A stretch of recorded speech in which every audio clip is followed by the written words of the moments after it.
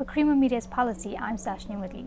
Joining me today is author Sambek Bessinger, here to discuss her book, Manage Your Money Like a Grown-Up. Now, the average South African has a hard time managing their finances, be it saving or just handling debts and day-to-day expenses. How will this book help them? So I think one of the most ridiculous and terrible things about personal finance in South Africa is that no one teaches us how it works. Like, there's no class at school you have to take. You come out of university or high school, you get your first job. First thing that happens is people just start throwing credit at you, right? And we're not prepared for these things. So I think no matter where you are in your life and whether you're starting out or whether you're already at the point where you're in debt and you've got kids and responsibilities, like, I think just being able to take a step back and just spend some time really understanding the basic principles of money is helpful to anyone. I think that, absolutely, it can be so hard when we're just trying to scramble through month to month and just try to make it to payday, right? But unless we can kind of take a step back and confront some of the bigger picture things about what's happening and really put together a plan, we're never going to be able to get out of that little month-to-month cycle.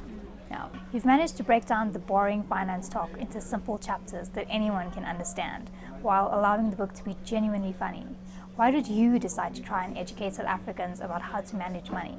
I mean, I basically wrote it in the hope that at some stage in the next couple of years, someone's going to invent a time machine and I can send it back in time to 22-year-old me. It's basically the only reason I wrote the book. No, but like, in all seriousness, I really do wish that something like this had existed when I was starting out, because I got myself into a deep debt spiral before I sort of had that, realization that this was unsustainable. And I don't want other people to have to go through that process. Like, I've spent a lot of the last 10 years chatting to young people particularly to understand how they think about money, building tools to make it easier. And this is the thing everyone told me is like, who will someone just tell me what I'm supposed to be doing? So it seemed like this is something that needed to exist in the world. So yeah. We're always told not to be emotional about money, yet the first lesson you give is that money should feel emotional. Why? Yeah, well, I think that ultimately money isn't about money, right? Like, no one really wants money just because of money. Money is about the choices that we have, and it's really about those very deep and complex questions about what kind of life we really want to live.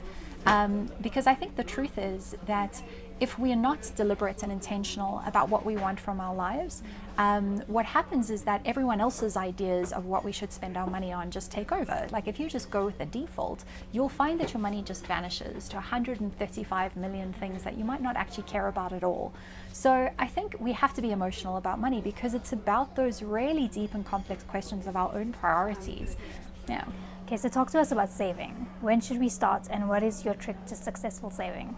Yesterday is when we should start. I think the thing about saving is that it's the hardest to save when you're young, or it feels like it's the hardest to save when you're young, because you're not earning very much and you don't have things yet, so you're just trying to get through, right? The really sad news is that the earlier you start saving, that's when the money is really the most powerful. So and that's because of this amazing incredible power in the universe called compound interest, right? And the thing with compound interest is that what makes a difference is time. So I like to talk about this analogy. So if a vampire, because he's immortal, so Edward Cullen walks into the bank 200 years ago and he had just a 200 Rand note and he put it in a bank earning just like 6%, like very boring bank savings interest rate, and he left it there for 200 years, that 200 Rand by now would have grown into 1 billion Rand. That's the thing about money, is that the thing that really makes wealth grow is time, which means that the biggest gift you can give yourself as a young person is to start saving as early as you can. Even if you can only afford to do a couple of 100 Rand a month, the time is the thing that really makes a difference. You talk about why it is especially important for women to learn how to manage their money. Why women specifically? Totally. So, so here's a couple of difficult truths about the world. The first thing is that women earn less. In South Africa, that percentage is around 30%. You're earning less than men. And that's for a number of complex reasons, and that's not okay. And then at the same time, we also have higher lifetime expenses. This is the true injustice, because we live longer, and it means that those old age expenses, those times when healthcare is needed and all of those things, they're much more expensive. Also in South Africa, 50% of mothers are single mothers, and 12% of fathers in divorced households contribute financially. So there are some really difficult structural things that we have to deal with as women. But the great irony is that it's even harder for us to get people to take us seriously when we want to talk to people about our finances. You will find, or I have found in my life, so many people who underestimate my financial knowledge, who make jokes about how my financial plan should be to find a rich husband. You know, leave it to the grown-ups, basically. Little girl is kind of the subtle message we often get, which is ridiculous, because we need to be even more careful about our money and making it grow as much as we can. Yeah. Now, people aren't aware that cell phone contracts are one of the biggest debts that they have. Why is it such a big debt, and how should people manage this better? I love that question. I think cell phones are one of those things that it doesn't feel like a debt. So, you know, it's I think anytime we're offered something by a business that we couldn't afford to buy it cash, and therefore we pay it off over a long period of time, we should be suspicious about whether we can afford it. If you can't afford to buy it cash, why do you think you can afford to buy it over 2 years when it's going to have interest slapped on? And cell phones are a great example. Cars are obviously, that's on a much larger scale and are even more problematic, I would say, for many people. The thing with cell phone contracts is if you wouldn't buy a 20,000 Rand cell phone, and that's literally what we're getting to with the cost of cell phones, you know, paying over over 2 years, it's just something that traps you, firstly, because it means you can't, you're always paying, you're committed to paying for this decision that you made in the past. And it kind of gets us to overspend as well, like, because then you're pushed to sort of upgrade your phone every 2 years. And sure, technology gets better all the time, but does it really get that much better that you have to have the new phone every 2 years? It's a way that businesses hide costs from us so that they get us to not assess them rationally. So I think how we should generally assess costs is look at the lifetime cost of a thing. And if you can't afford it, you can't afford it. Yeah. Talk to us about advertising. Do you think that ads have a bad influence on people? Oh, definitely. I mean, coming back to this thing about money and emotions, right? And money and priorities and life goals. It's ridiculous to stop and think for a moment that there's literally R1 billion industry out there trying to plant ideas in your head about what you want, right? So if you think about the things that you spend your money on, how often you think you want that thing because of, you know, some business has paid for you to think you want that thing. It's very, very difficult to completely escape advertising in our lives, but like if you are only ever just living what advertisers think is a good life, you're never really free. You're never really kind of, you know, living the things that are really important to you. And I think the most important thing is to have an alternative, right? Have an alternative vision. And that means sitting down with yourself and really putting in place some concrete goals, and make sure that you save at the beginning of the month automatically, so that you're really prioritizing those things, so that all of these distractions, you know, our brains are very distractible. They're primate brains. They're not perfect rational computers. We shouldn't pretend that they are. The best way to kind of fight them is to know what you care about more. Many feel that buying a house is a great investment that will save them money in the long run. While you do give advice of buying a house, you also have a case against it. Why is that? Sure. So South Africans love buying houses. So firstly, just a proviso, like for some people, buying a house is one of those really deep emotional goals. And if that's true, then you should definitely buy a house because it means something to you, and that's important.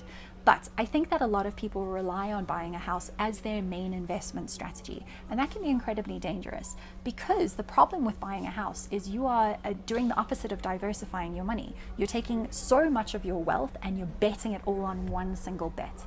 And the thing is that if something goes wrong, then that could wipe out your entire portfolio or all of your wealth in one go.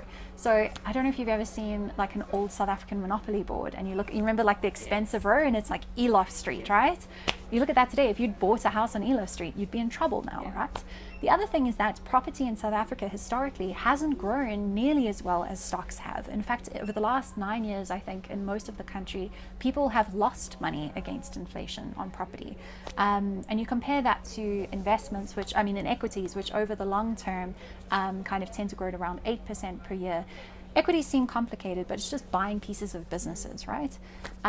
So I think the thing with buying homes is it can be incredibly important for people, and that's great. It can be a good cost-saving measure over time. Also, you can get very lucky. It's a lot of the growth of houses is about the area as opposed to the property. Some people are very good at that sort of thing, and that's essentially a side job for them.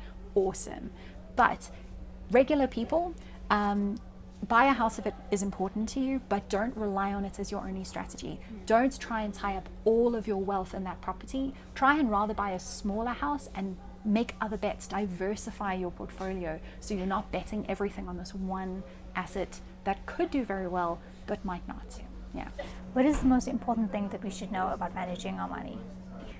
I think just that you have, all of us, we have a lot more choices than we think we do. That's the really inspiring thing. Like, I know that for myself when I was younger, and I would think about the really ambitious goals that I had for my life. You know, I wanted to be a fiction writer, still want to be a fiction writer, and I have started to do more fiction writing now. But I always kind of wrote that off as a thing that's impossible, because like that's just not a thing you can afford to do as a sensible grown-up person. But then if you actually sit down and you work out how much money you're going to make over your lifetime, it's probably more than you think. Someone earning 10,000 Rand a month from the time that they're 25, if they get a 7% increase every year, they earn 19 million Rand over their lifetime. That's before they start investing it. There aren't many dreams that you can't have for 19 million Rand, right? So it really is a question of priorities. So if you think about it, I know it can seem impossible to save 50% of your paycheck, right? But some people do it.